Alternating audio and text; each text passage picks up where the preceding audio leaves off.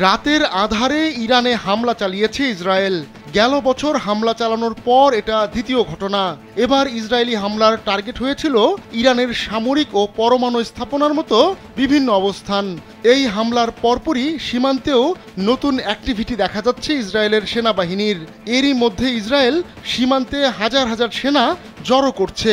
সার্বিক পরিস্থিতি দেখে মনে হচ্ছে সর্বাত্মক যুদ্ধের প্রস্তুতি নিয়ে এগোচ্ছে ইসরায়েল।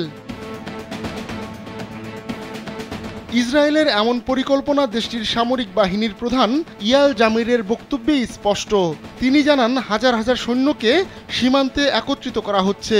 এক টেলিভিশন ভাষণে ইয়াল জামির বলেন, সীমান্ত জুড়ে প্রস্তুতি নিচ্ছে সেনাবাহিনী।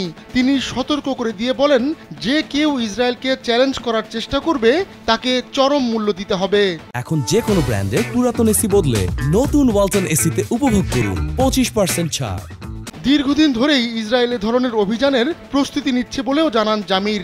বাস্তব এবং বর্তমান হুমকির বিরুদ্ধে প্রস্তুতি অর্জনের জন্য সব শাখা এবং অধিদপ্তরে অভূতপূর্ব প্রচেষ্টা রয়েছে। এ সময় তিনি যে কোনো হামলা প্রতিহতে ইসরায়েলি জনগণকে আশ্বস্ত করেন।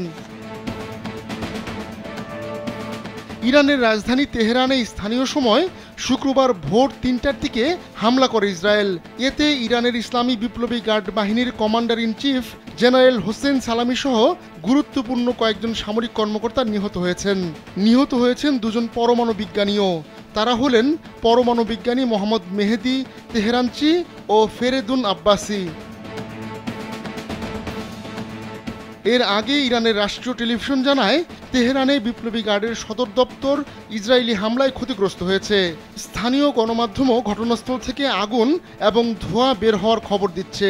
ইসরায়েলি সেনাবাহিনী জানায়, তারা নেশন অফ লায়ন্স নামের একটি বিমান অভিযানের মাধ্যমে ইরানের পারমাণবিক কর্মসূচিকে লক্ষ্য করে হামলা চালিয়েছে। পারমাণবিক লক্ষ্যবস্তু ছাড়াও তেহরান এবং অন্যান্য শহরের আবাসিক এলাকায়ও হামলা চালিয়েছে ইসরায়েল। আহমদুল্লাহ শিকদার, কালবেলা।